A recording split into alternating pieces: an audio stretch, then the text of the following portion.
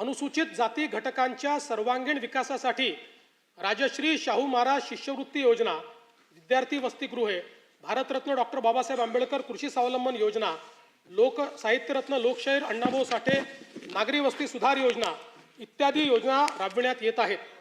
महात्मा फुले मागासवर्गीय विकास महामंडळ, साहित्यरत्न लोकशाहीर अण्णाभाऊ साठे विकास महामंडळ, संत रोहिदास चर्मोद्योग आणि चर्मकार विकास महामंडळाद्वारे अनेक योजना राबविण्यात येत आहेत.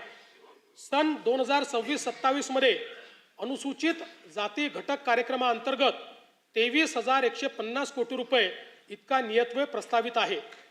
माननीय सर्वोच्च न्यायालयाच्या आदेशानुसार राज्यातील अनुसूचित जातींच्या आरक्षणाचे उपवर्गीकरण करण्याकरिता प्रारूप आराखडा करण्याच्या दृष्टीने समिती गठीत करण्यात आली आहे. समितीचा अहवाल लवकरच अपेक्षित असून शिफारसीनुसार समुचित लाभ देण्याची पुढील आवश्यक कारवाई करण्यात येईल. आदिवासी समाजाच्या सर्वांगीण विकासासाठी राणी दुर्गावती महिला सक्षमीकरण योजना, शबरी आदिवासी वित्त व विकास महामंडळ, डॉक्टर APJ अब्दुल कलाम अमृतहार योजना, नमो आदिवासी स्मार्ट शाळा अभियान, आदर्श आश्रमशाळा, भगवान बिरसा मुंडा जोड रस्ते योजना, ठक्करवापा आदिवासी विकास योजना तसेच पंडित दीनदयाल उपाध्याय स्वयं योजना आदी कार्यक्रम राबविण्यात येत आहेत. बिरसा मुंडा कृषी क्रांती योजनेत विंधन विहिरी व सौर पंप हा घटक वनक्षेत्रालगतच्या गावातील आदिवासी शेतकऱ्यांना अनुज्ञेय करण्यात आला आहे. कातकरी, कोलाम आणि माडिया या आदिम जमाती तसेच पारधी समाजाच्या सर्वांगीण विकासासाठी विशेष पॅकेजद्वारे निधी राखीव ठेवण्यात येणार आहे. सन 2026-27 मध्ये आदिवासी घटक कार्यक्रमाकरता 21,723 कोटी रुपये इतका नियतव्यय प्रस्तावित आहे. इतर मागासवर्ग, विमुक्त जाती, भटक्या जमाती तसेच विशेष मागास प्रवर्गातील समाजाच्या सर्वांगीण विकासासाठी वसंतराव नाईक विमुक्त जाती व भटक्या जमाती विकास महामंडळ, महाराष्ट्र राज्य इतर मागासवर्गीय वित्त आणि विकास महामंडळाअंतर्गत विविध योजना राबविण्यात येत आहेत. ऊसतोड कामगारांच्या मुलामुलींसाठी संत भगवान बाबा शासकीय वसतिगृह योजना, आश्रमशाळा, विद्यानिकेतन, क्रांतीज्योती सावित्रीबाई फुले शिष्यवृत्ती योजना, डॉक्टर पंजाबराव देशमुख वसतिगृह योजना, वसंतराव नाईक तांडा वस्ती सुधार योजना आदी कार्यक्रम राबविण्यात येत आहेत. धनगर व गोवारी समाजातील लाभार्थ्यांसाठी विविध योजना राबवण्यात येत आहेत. या सर्व योजनांकरता पुरेसा निधी उपलब्ध करून देण्यात येईल. विविध समाज घटकांसाठी रोजगाराभिमुख प्रशिक्षण कार्यक्रम, विद्यार्थ्यांना अधिछात्रवृत्ती तसेच संशोधनाचे काम करण्यासाठी सारथी, बार्टी, आरटी, TRTI, महाज्योती, वनारटी, अमृत आणि मार्टी या संस्था कार्यरत आहेत. या सर्व संस्थांसाठी पुरेशी तरतूद करण्यात आली आहे. तृतीयपंथीयांच्या सर्वांगीण विकासासाठी धोरण जाहीर करण्यात आले असून त्यांच्या स्वयंरोजगार व व्यवसायासाठी बीज भांडवल उपलब्ध करून देण्यास मान्यता देण्यात आली आहे.